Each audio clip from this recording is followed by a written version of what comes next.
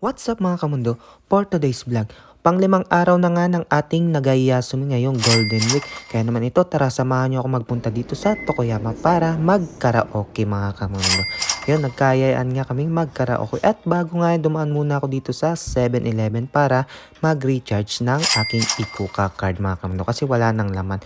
So yun, dito nga pala kami magkakaraoke yan. Pero medyo maaga pa mga kamundo kaya naman ito, naggala-gala muna ako at nag-ikot-ikot dito sa loob ng Ginza, dito sa Tokoyama. Yun, napakamumura nga ng mga religion mga kamundo. Kita nyo naman, napakagaganda, pwedeng pamorma.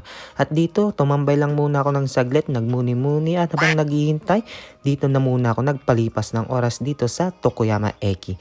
Yun, napakaganda nga ng Tokoyama Eki. At pagkatapos nyo, nandito na nga kami sa loob ng karaokehan.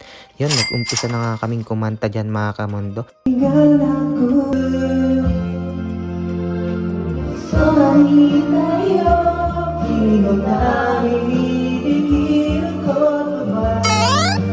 At dito nga nag-umpisa na nga kaming magkantahan ng mga kung ano-ano. At grabe, hisashiburi nga ulit akong makapunta dito sa karaokehan. Kaya naman talaga namang ito, napapatayo na lang tayo dyan mga kamundo. At kumanta na nga tayo dyan ng Linkin Park. Yan mga kamundo, waiting for the end nga pala yan mga kamundo. Siyempre pitik-pitik lang kasi napakahaba pagka sinama pa natin tong pagkakanta natin ng buo mga kamundo. Kaya ba mga kamundo, kamusta ang Golden Week nyo?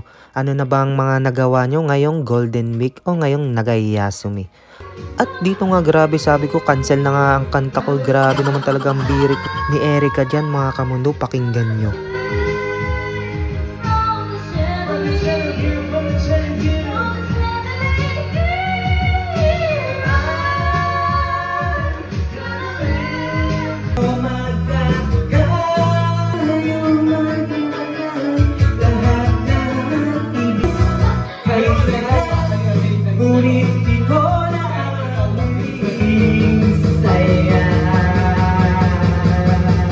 O diba syempre hindi rin tayo papatalo dyan, pero talagang cancel talagang lahat ng kanta ko dyan. Grabe, ang galing nilang kumantang dalawa. Oh my god. At yun, pagkatapos nga naming magkantahan, dito na nga kami dumiretso para kumain ng ramen. Yun, napakasarap nga ng ramen na itong mga kamundo. Dito nga lang din yan malapit sa Tokoyama Eki. Yun, grabe nga ang gutom namin. Kaya naman ito, pagkakita nyo naman, kita nyo naman talaga yung ramen. Napakalaki ng serving mga kamundo. Sa halagang 1,000 yen lang mga kamundo, may ganyan ka ng malaking serving of ramen. Kaya naman yun, itadakimasu mga kamundo. Tapos itong karne niya, napakalaki din, napakataba ng kanyang hiwa mga kamundo. Tapos itong sabaw, napakasarap din. Medyo maalat nga lang ito mga kamundo, pero ayos na ayos pa rin. Kaya nyo pa guys? Kaya pa? Kaya pa today? At dito nga, hirap na hirap kaming ubusin itong isang bowl ng ramen. Pero ako, syempre, ubos pa rin yan. Syempre, binayaran natin yan. Yun, gochizama deshita.